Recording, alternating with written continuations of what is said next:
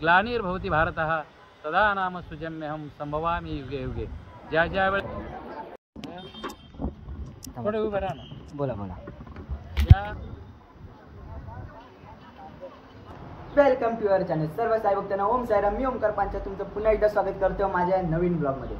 तर गाइस खूप वेळ झालाय आपण एक नवीन ब्लॉग नाही टाकलाय, म्हणून आज विचार केला आज संडे आहे कुठेतरी एकटं फिरायला जायचं, म्हणून रील स्क्रोलिंग करता करता करता करता माझ्यासमोर एक रील्स आली की नवी मुंबई खारघर इथे राधाकृष्णाचं अतिशय सुंदर मंदिर आहे। तर आज मी तिकडे जाणार आहे, तर कसं आणि कुठे कुठे जाणार आहे म्हणजे टवा टिंगाळणा करणार आहे, पूर्ण अख्ख्या दिवसाची वाट लावणार आहे म्हणायला गेलो तर आज माझा आवाज तुमच्यापर्यंत येत असेल का नाही माहीत नाही, पण मी खूप जोरात बोलतोय कारण का ही जी बोलते ना ती कधीपासून बडबड करतच चालली, थांबतच नाही। आता सकाळी घरातून निघल्यापासून मी थेट आलोय ठाण्याला भूक लागते मला जाम भूक लागते, म्हणून ठाण्याला उतरून परत काहीतरी चटपट खाल्लं, तिकीट काढली, खारघरची तिकीट काढली रिटर्न आणि थेट आलोय प्लॅटफॉर्मवरती। आता संडेचा दिवस म्हणजे फिरायचं बोललं तर मेगा ब्लॉकचं जाम कंटाळा येतो। मेगा ब्लॉक म्हणजे याला कधी लेट जाम कंटाळा। बघू आता ट्रेन कधीपर्यंत येते।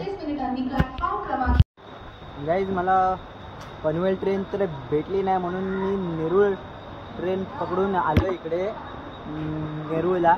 तर आता मला इकडून परत आता चेंज करायला लागणार कारण का मेगा ब्लॉकमुळे सर्व ट्रेन स्लो आहे।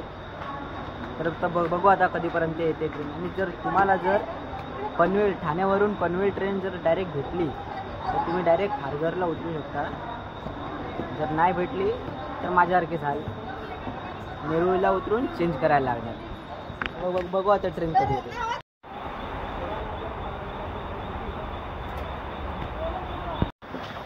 इकडे आता खारघरला तर आलो आहे।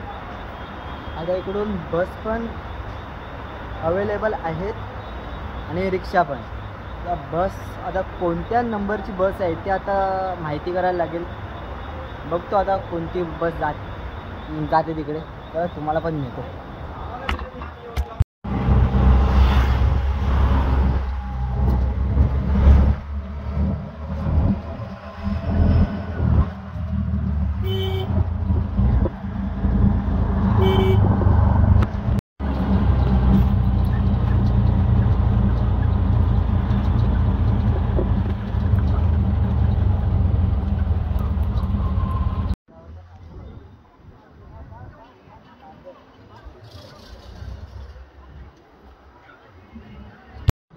गाइस इकडे खारघरला उतरल्यावर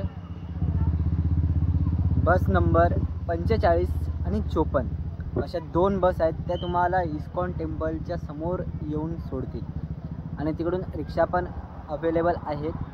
तर तुम्ही शेअरिंग पण आणू शकता आणि डायरेक्ट पण आणू शकता। मी आता डायरेक्टच आलो आहे, माझ्या 80 रुपये झालं भाडं। तर मी मंदिराच्या समोरच आहे, आता दुपारची वेळ झाली आहे म्हणून मंदिर बंद केलं आहे, आता ते उघडणार डायरेक्ट 4 वाजता। तर मी आता इकडे आता थांबतो, जरा असं आजूबाजूला काय म्हणजे काय फिरण्यासारखं आहे का नाही ते बघतो, चांगले शॉट घेतो। आणि हे बघा मी तुम्हाला असं म्हणजे मंदिराच्या समोरच बसलो आहे, बघा तुम्ही। थोडे उभे राहा ना, बोला बोला। या जीवसृष्टीमध्ये असणाऱ्या भूतलावर ब्रह्मा विष्णू महेश आणि ही सृष्टीची निर्मिती केल्यानंतर खऱ्या अर्थानं मानव जातीच्या आणि प्राणीमात्राच्या जीवन नागरी एवं पर्यावरण म्हणजे ही सृष्टी कशासाठी निर्माण झालेली आहे? जीवसृष्टी प्रत्येक प्राणीमात्रासाठी।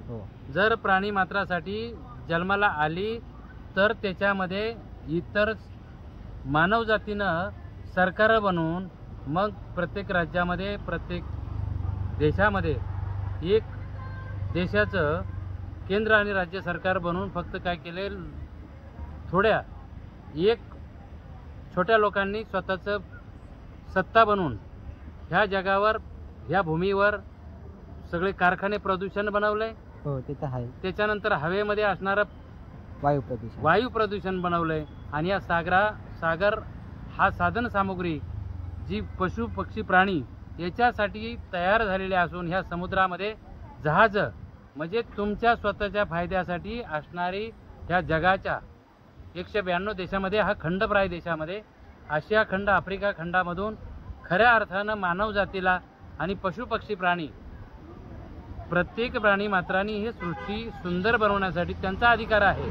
बरोबर. पण त्या अधिकारावर गदा आणण्यासाठी मूठभर लोकांनी ह्या सृष्टीवर राज्य निर्मिती केली आणि विविध महागाईचे उच्चांक गाठून सामान्य माणसाला महागाईच्या भ्रष्टाचारामध्ये, महागाईच्या याच्यामध्ये ढकलत सामान्य माणूस न जगण्याच्या पलीकडे जात आहे. आणि म्हणून खऱ्या अर्थानं समाजाला, प्रत्येक वर्गाला, सामान्य माणसाला न्याय देण्यासाठी आज 2025 विजन 25 हा जर साजरा करायचा असेल तर खऱ्या अर्थानं आपण कृष्ण मंदिरासमोर भगवान श्रीकृष्णांना यदा यदा हि धर्मस्य ग्लानिर्भवती भारतः तदा नाम सुजम्यहम संभवामी युगे युगे. ज्या वेळेस गाईज आता काकांनी आपलं सगळ्यांचं मार्गदर्शन केलं, खूप चांगलं वाटलं ऐकून. त्या काकांचे मनापासून आभार मानतो. काका, असंच तुम्ही सगळ्यांना मोटिवेट करत राहा, हीच आमची इच्छा. तर तुमच्याशी भेटून खूप आनंद झाला. गाईज अजून 1.5 तास बाकी, काय करू काय ना काय समजत नाही. म्हणून इकडे एक आईस्क्रीमवाला होता, आईस्क्रीम खायला आलो. इकडे गरमी तर जाम आणि मी तरी छोटीशी बॅग आणली, पाण्याची बॉटल पण नाही राहू शकत तिच्यात. हो, 1.5 तास कसा काढतो काय माहित, मला कंटाळा आलाय जाम. माझे पैसे वाटतं माझे इथे जमणार आहेत. इकडे खाऊन हे खाऊन ते खाऊन.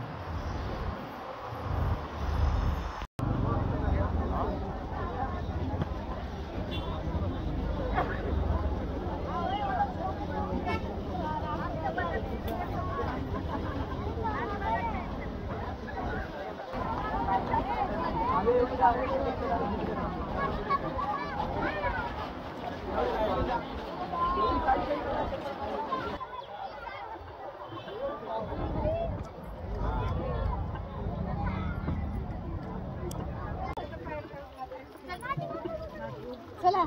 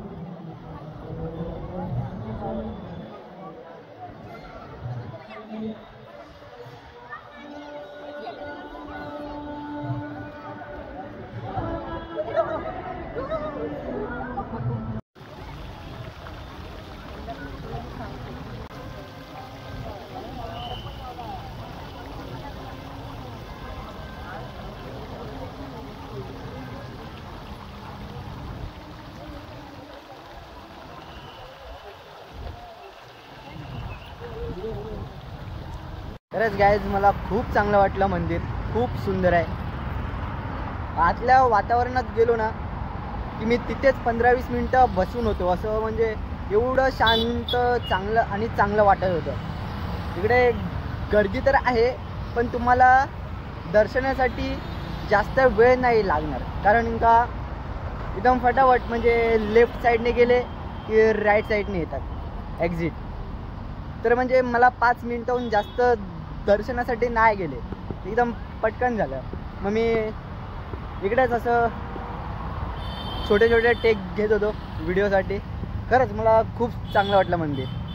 आता तुम्ही पण या खारघर, नवी मुंबई, इस्कॉन मंदिर.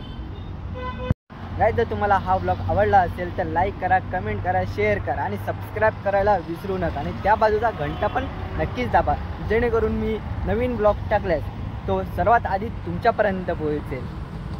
Tata, bye bye, Om Sairam.